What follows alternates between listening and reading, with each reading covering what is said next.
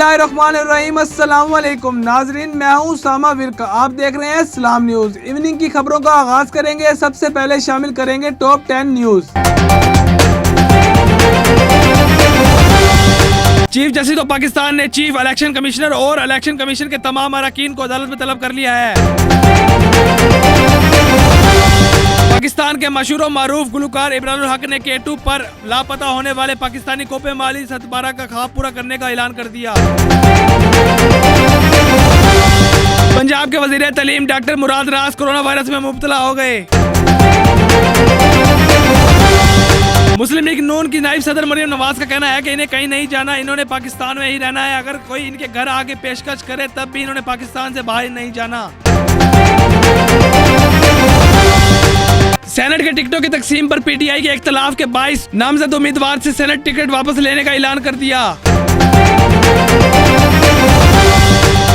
Islamabad high court के chief justice Athar Rahmanullah का कहना है कि अदालत पर हमला करने में मुलविस वकला की साली सजा होगी।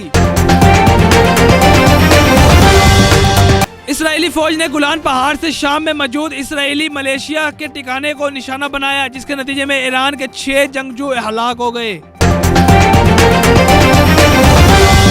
अमेरिकी सदर ने दुनिया की सबसे बदनाम जेल ग्वांतानामो बे को बंद करने का ऐलान कर दिया।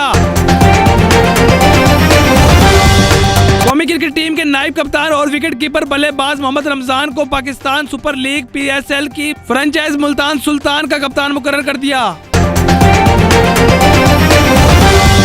लाहौर में 2 गैर मुल्की शहरियों को सरमायाकारी के बहाने बुलाकर लूट लिया। पुलिस के मुताबिक यह वारदात स्विट्जरलैंड के स्टीफन और जर्मनी की मारिया सपारी के साथ हुई।